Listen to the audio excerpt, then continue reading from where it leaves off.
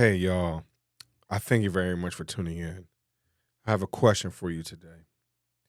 What if the people who told you that it will never work are the ones fueling your greatest success? Let's talk about it. Educate, empower, enable, impact. Thank you for tuning in to That Will Never Work, an award-winning podcast where we share inspiring information and personal experiences related to business and the entrepreneurial journey from those who are leaders in their respective field. Now, here's your host, author and business coach, Maurice.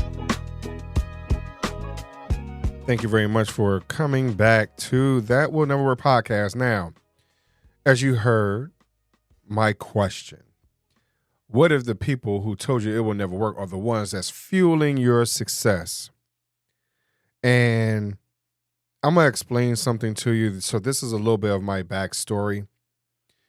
And I'm pretty sure a lot of you out there can relate to this. And this starts off with the genesis of the show. Now, I have a family member who really encouraged all of us to work for the federal government. And because she, in her position in our family, and I'm going to be honest with you, it was my grandmother. She was really a staunch supporter for all of us to work for the federal government, for the guys to go join the armed forces. So, unfortunately, I was not one that was ready, willing, or able to do that. I just wasn't in that headspace. And so, because of that, unfortunately, my grandmother, who held such a significant place in my life, it really started to turn me off because I was not mentally. I like, hey, like everyone can forge their own path, right, Grandma? I'm like, everyone does not have to go that route.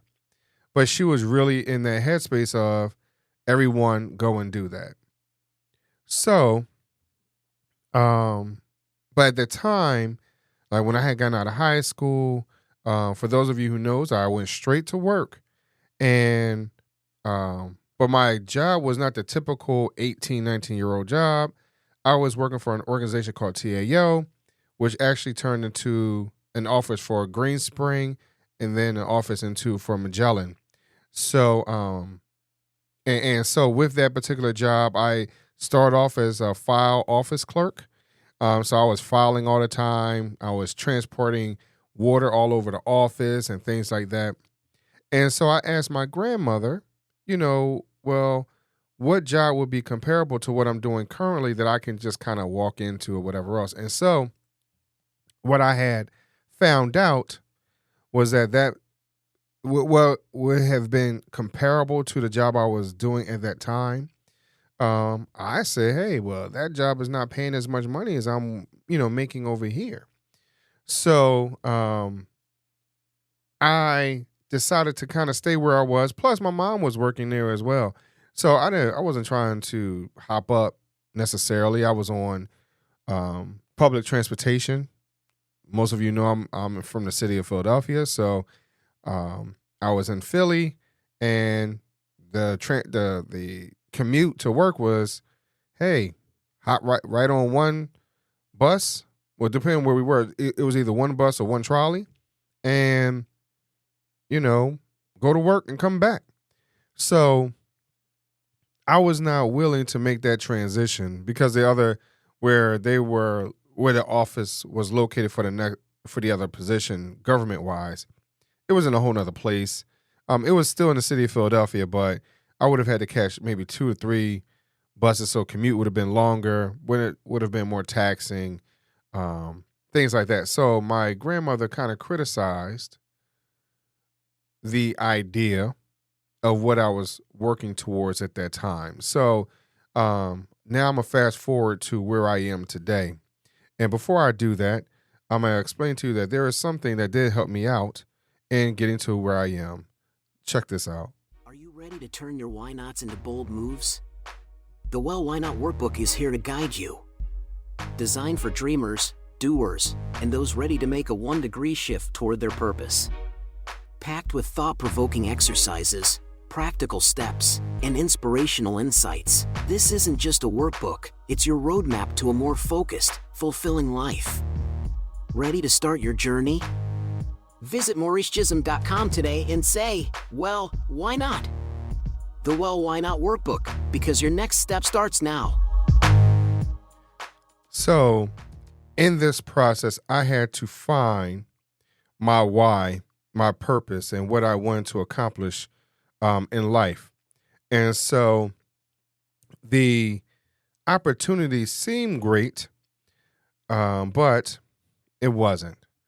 Now, again, I'm going to fast forward a little bit because from that point on, almost everything I had done that was not related to my grandmother's outlook on life, it was criticized. So I'm going to go to where I am now when it comes to podcasting. My grandmother didn't understand anything I was doing to begin with. Going to school for technology, information technology. So anything that had to do with computers, as I had stated in one of my other episodes, I was on my way to becoming A+ certified, MOUS certified. So I was doing all those things. So I knew the computer very, very well.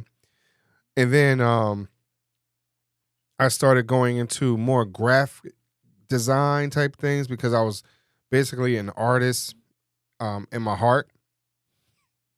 So I started learning a little bit more about Photoshop and Premiere and Adobe Audition, things like that. So those type of things my grandma didn't understand. So when I had decided to transition into radio, being a late night snack radio show, my grandma kept telling me, Maurice, that's not going to do anything. That's not going to work. You're not going to be able to achieve what I think you need to achieve. I think your talents and everything are going to be wasted in this place. So for me, that was motivation to move forward even more because part of it was I'm going to tell you, like, it was a great part of that. Motivation for me to move forward and to almost quell what she had to say. I felt as though that she was my biggest detractor. Now, I had others as well, but because my grandmother held such a place in my life, and many of you should have, may not have realized it, that you have that one voice that's a little louder than everybody else's. And it's loud because it holds more weight and more value in your life compared to what others may have. And so in this position or in this space, I wanted to utilize that voice as my motivation to achieve great things. From 2012 until now, I have been able to do some work.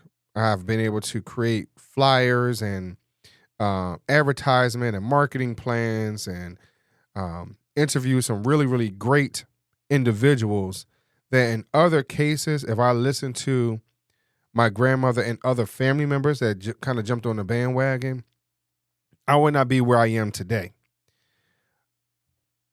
because I would have now been in a box and wanting to please them in that space and not understanding that, hey, there is a greater purpose for me somewhere else. A lot of times we get caught up in that. We're not sure what it is. And, because we're not sure, we don't know what we want to do. Hey, we follow what someone else has planned for us. But maybe it's time for, you out there to find out exactly what it is, What is in your cards? What are you strong at? What do you love? What do you desire? What do you want to accomplish, and who you want to do it for and with, and what lives ultimately you want to transform. Because that's all we want to do, is be able to take a moment and transform lives. We want to make sure that whoever we speak to transitions into a better version of themselves. As long as we go one by one, we could change the world eventually. So I encourage each and every one of you to understand that sometimes your criticism can turn into motivation, which will now turn into a whole nother level of motivation. Because now that does not motivate me as much. I still hear it every now and then when I'm in my box of, hey, I can't do, or I'm not achieving, or whatever it is. So sometimes I hear them like, man, they were right. But that's not the case. You are achieving. You are great. You are the one that's going to be the winner, the overcomer, all those type of things. The, overachieving. You're going to hit marks in things that you never even considered. So keep the faith, keep pressing on, and understand that sometimes your criticism is the gas to your car. Thanks for listening. Follow Maurice Chisholm on social media to stay connected, and check back weekly for new episodes. Until next time, that will never work. Or will it?